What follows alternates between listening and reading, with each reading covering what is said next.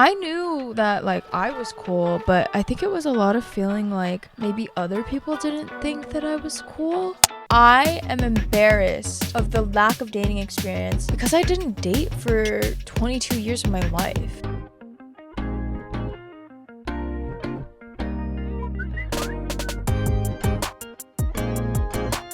Okay. I've been saying that like, okay, everybody. We are back for another episode of BULGOGI Pod. I am your host, HANAKATT, and today, let's do a little Kogi talk, a little GT, a little girly talk. I want to say like a year back, I was walking like by a store, and I turned to Allie, and I was like, oh my gosh, that store is so cute. And she was like, that's J. Crew. And literally had a breakdown next to J. Crew because I was like, oh my god, am I getting old? What the heck is happening? But now that we're a year out from that incident, the J. Crew incident, I'm just embracing it. Sometimes you're gonna like things that you thought old people wore. Actually, I really like the quality of this top. I don't know if I wore it on a recent episode and if I talked about it, so sorry if I did. And speaking of, I need to return everything else that I bought from J. Crew, but that'll be a later issue. And then what else has been happening? Okay, so I fangirled a little bit yesterday.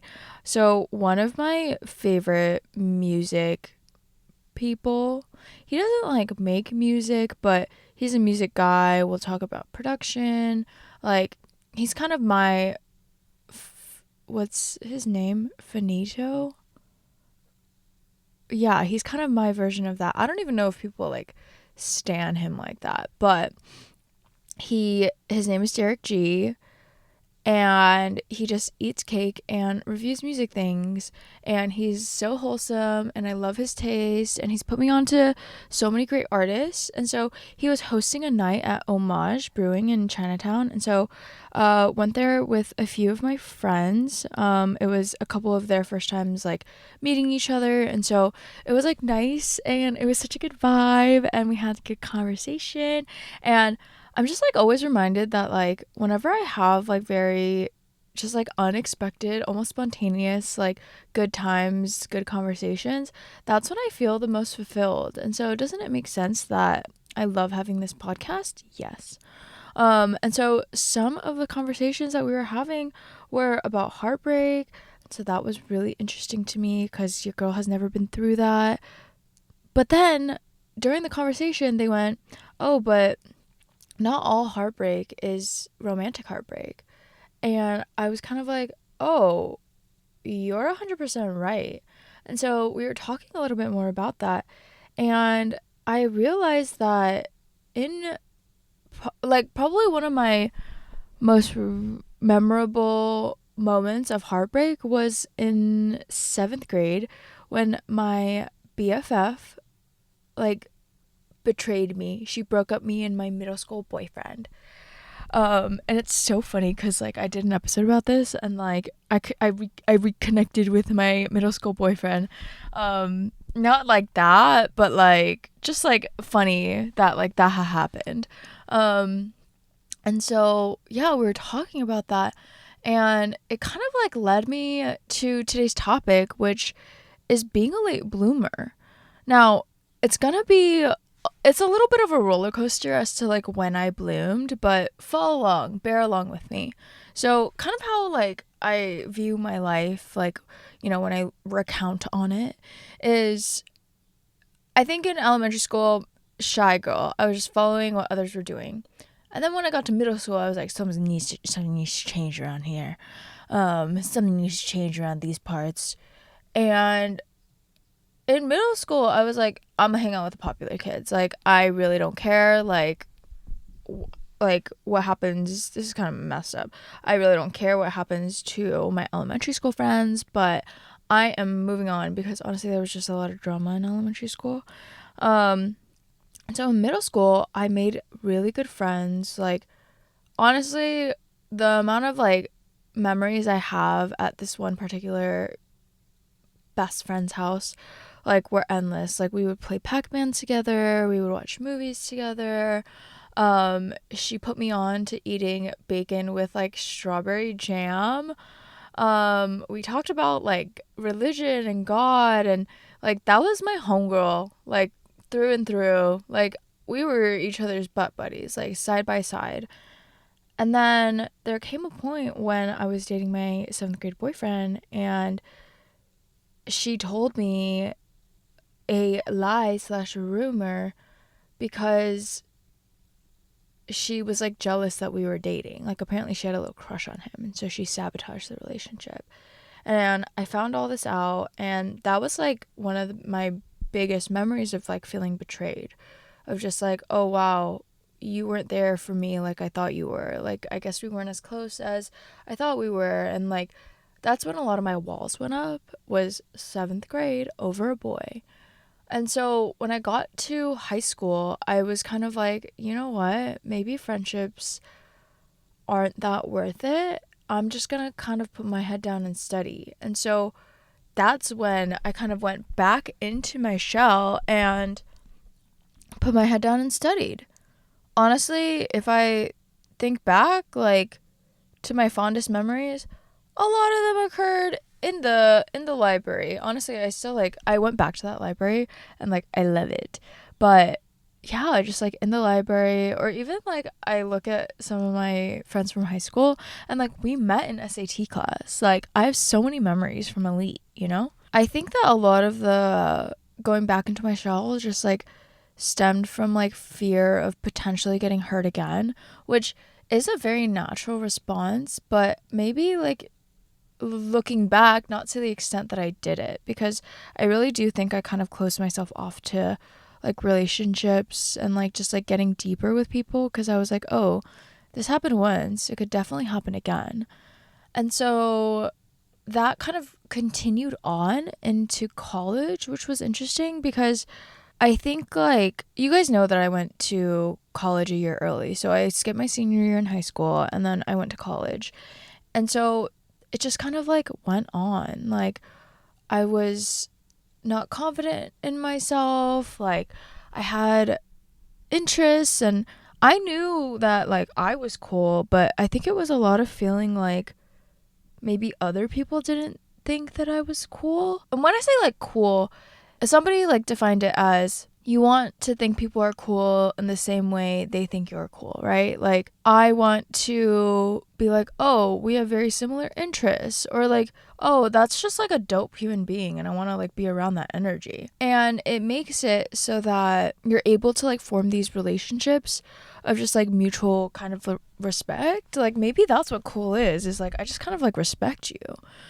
And so I knew I was cool, but I don't know if other people knew I was cool.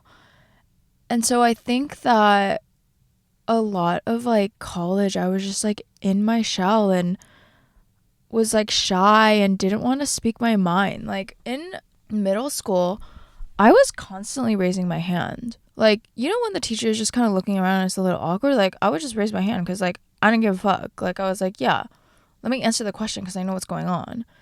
But then in college, it would always be like, oh, I think this is the answer.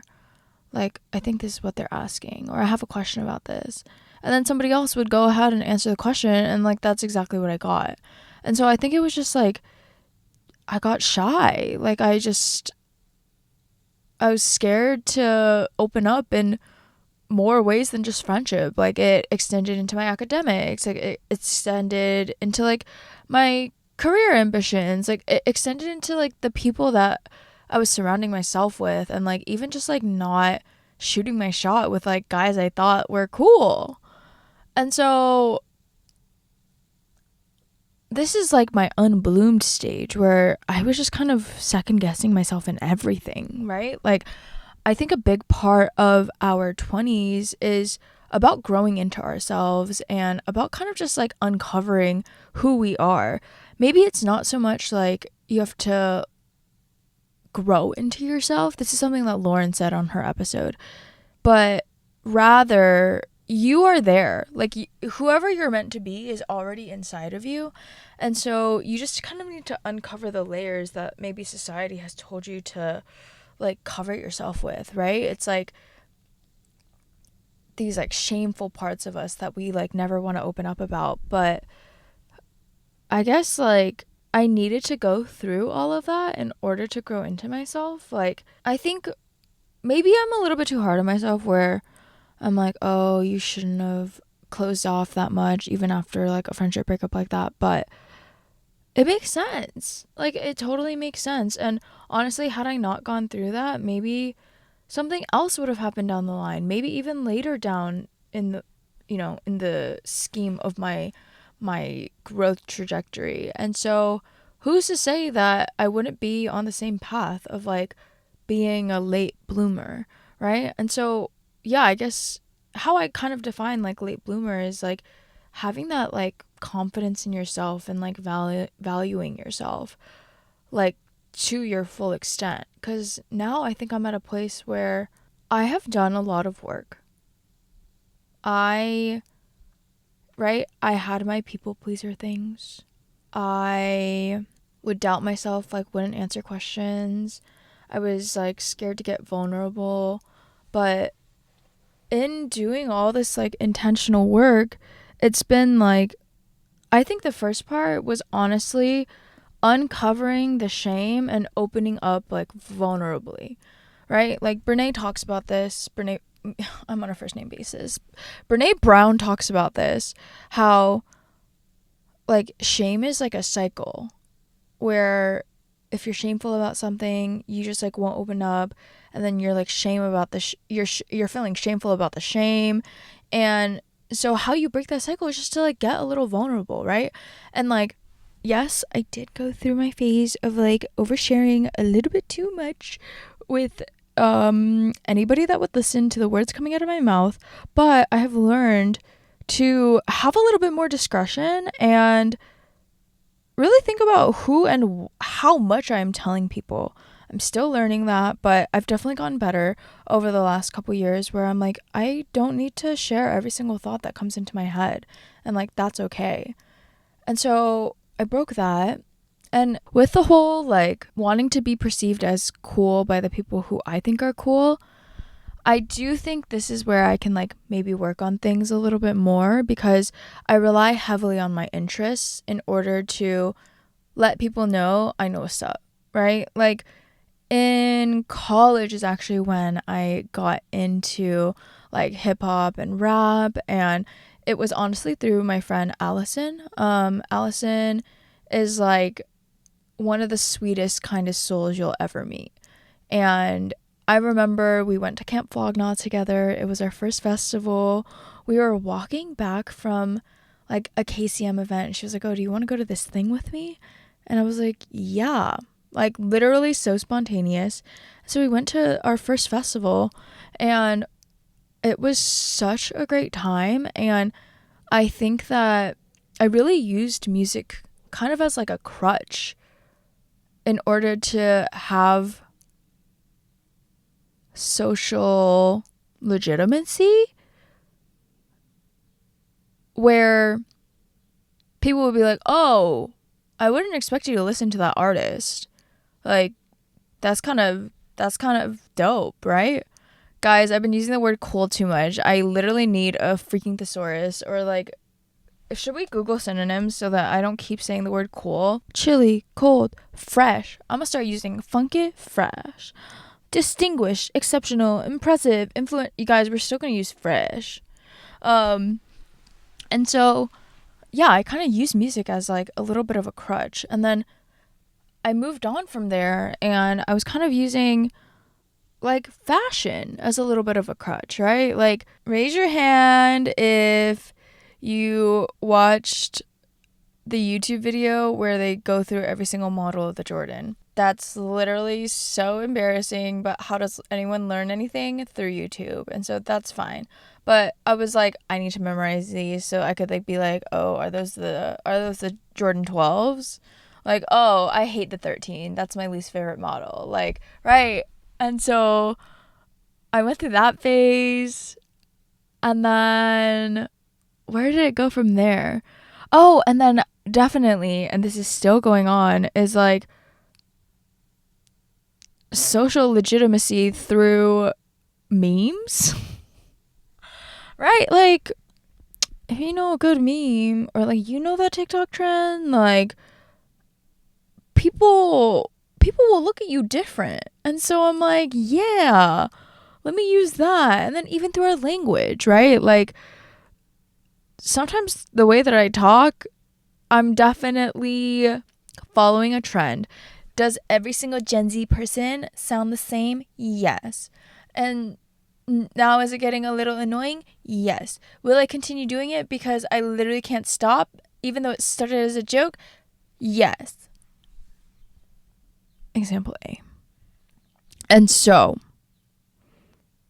breaking down all those like cool things, I think like, well, honestly, one of my friends called me out on it. So if you guys know Shin and Sar had an episode a while back actually, and Shin called me out and she was like, "Hey, I think like this is like low key getting out of control." And I was like, "What are you talking about?" She's like, "I feel like you kind of do things and follow trends in order to like appear a certain way." And I'm like, yeah, but is there anything wrong with that?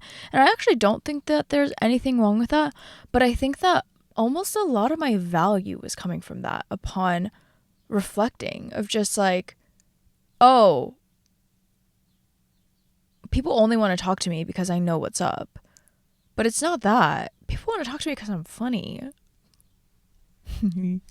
No, just kidding. But like people want to talk to me because hopefully because I'm an interesting person and I'm a nice, good person, right? I only want to surround myself with good people and interesting people because there are too many interesting people out there to be having boring conversations. Like, I'm not saying every single conversation has to be like stimulating and life-changing and inspiring, but like I hope there's a good amount scattered in there, right? Like even last night after the event, like had an hour and a half long conversation with one of my friends, and like, yes, were we just shooting the shit about how we're gonna find each other partners? Yes.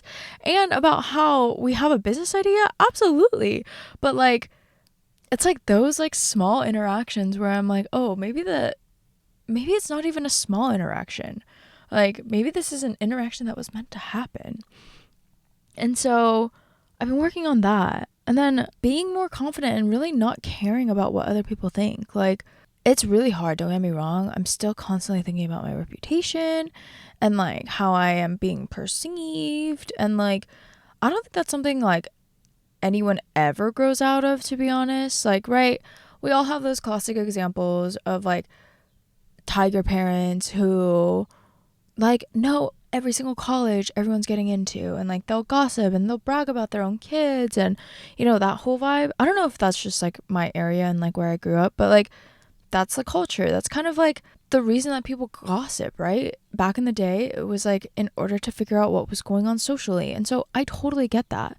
But I think I want to try to reduce this whole like outside perception influencing how I live my life thing, because I've like kind of like grown out of that, of just like I'm gonna I'm not gonna be like what people want me to be. I'm just gonna kind of be me, and you can accept that, or you, if you don't, like, that's sick. Like, I'm not your person, and that's okay, right? It's that whole acceptance thing of like, and that's okay. That's the most important part.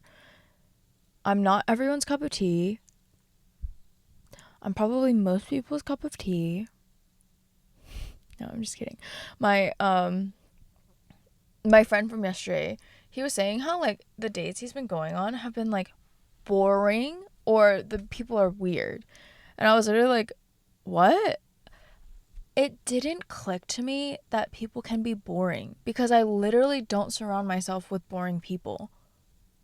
Like, I think that when I look at my group of loved ones around me, like, the words that I use to describe them are like eccentric, interesting, outgoing. Like, they have hobbies. They're hilarious. Like, it's like those words. And so like when I hear that people are boring, I'm just like kind of shocked. Like I'm like, what? And like, okay, some people are boring. You're just not my people. And so in the same way, they might think I'm weird. And that's okay. I'll just be a little weirdo. Literally, my friend Tabby, she like does my nails, but like, guys, look.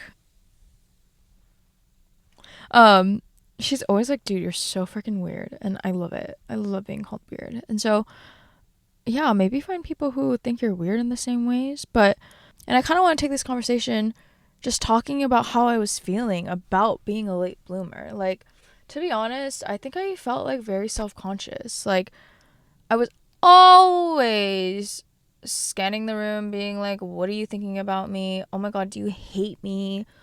Like, oh my God, am I being weird right now? Like, is my outfit okay? Like, it was all just like flooding my thoughts, and it was like a miserable time because I'll come back and I would just be like, I just went out to overthink for 2 hours. What was I doing? No judgment to past Hannah, because I was showing up the best way that I knew how. But like, now I go to events and I'm like, let's have a good conversation. Like, let's be in the moment. Let's take in all the stimuli. And like, I love a debrief afterwards, and you can't debrief if like you think you were being a weirdo. And like, even so, Allie, like, sometimes she'll like kind of overthink sometimes, and so if I know that she like is overthinking about something, I'll just address it. And so in the same way, if I'm overthinking about something, I'll just address it and be like, hey, don't know if this is totally off base, but like, I'm feeling this. Am I on the target? Or like, if I'm totally not, then just let me know. And so it's like, yeah, just being more open about like the overthinking. And also another realm in which I kind of felt like self-conscious about being a late bloomer was like because I didn't date for 22 years of my life. Like, I had crushes, don't get me wrong, and I crushed really hard. Like, Chelsea and I's notebook, it's actually incriminating. We would straight up like print out photos of like, so one of the nicknames that we had for our crushes were like the different gums. So like one of them was like 5 gum. And so we literally like would print out 5 gum and like put photos in the notebook and just like write about them. Like, we were a little insane. I honestly think that's why I'm so good at stalking now. But I had my crushes all throughout middle school, even elementary school, high school, college. I crushed on people for a really long time, but like, I was too shy to make a move, and I think it was because of the lack of experience. Like, I was just like, I don't know how to do this. Like, it's awkward. And so I kind of took that insecurity and I ran with it, because a senior year of college, that was what, 2018, that's when Coffee Meets Bagel came out. And I was like, I'm gonna get over this fear that I have. Like, I was fearful of dating and like of men, which rightfully so. And I like went on a date, and then I went on a couple, and then I was meeting people, and then I think Hinge came out. And so I was like, I'm gonna go on a few more dates. And I legitimately just took it as interview experience. Like, you know, when you just take an interview for the experience, I was doing that with dating, because I just like felt so awkward, and like, what are the protocols, and like, I've been trying to figure out like what exactly I want in a man's, like what I need in a man's. And so I think I've done a good job of like taking the insecurity and being very solution oriented. Like, I was like, I am embarrassed of the lack of dating experience, and so let me go on some dates. I was embarrassed that I had never been in a relationship? Yes. And so I got into a relationship. Now, another insecurity that's coming up. When people like ask me for like, oh, how many like what's like your relationship what's going on? What's your relationship experience like? Like how many boyfriends have you had? Like when did it end? Blah, blah, blah. All the normal questions to ask. I'm like, "Oh, I've been in one relationship." Right? At 27, to be in one relationship, that is on the lower end. And so I feel a little bit embarrassed slash insecure about that. And so how am I combating that? Honestly, I don't want to get into a relationship for the sake of getting into a relationship. I just want to make sure that the person I'm getting into a relationship with next, it's for all the right reasons and like because I like them, not the idea of like getting into a relationship. And so I guess this is just kind of like my way of saying like and validating you guys who are also late bloomers. Like I did not find myself until very recently. Like I want to say within the last like couple years of just a couple years of therapy, a couple years of just like knowing that I was like just making mistakes in order to learn, and a couple years of like reflection post all of that of it's okay if you're a late bloomer. Like we all are on different timelines, and like I'm like making friends with like people who are 30 plus and like they still feel like they're growing into themselves. And so it's okay to be a late bloomer. Honestly, like yes, I do feel embarrassed or like a little bit of shame because of that, but I think that if you bloom too early, you peak in high school. So what the heck? No, I'm just kidding. But like we're all gonna grow into ourselves when we're meant to, and like maybe it's just gonna take you a little bit more life in order to do that, and that's okay because I think like more and more I'm seeing society be a little bit more accepting of like people's different timelines, or at least like that's what I would like to think. And so, yeah, maybe another thing that like I'm realizing too is like Allie's getting married tomorrow and she's on her own timeline. Like she bought a couch and a dining table. And I feel really far from that. She's getting married. I feel really far from that. And so even if like all my friends start to get married around me, if I don't feel like I'm ready, I don't want to rush things. Like I don't want to participate if it's not on my own timeline and if it's not on my own terms. And so yeah, this is for all my late bloomers out there. I'm with you. Let's take our sweet ass time. And yeah, other than that,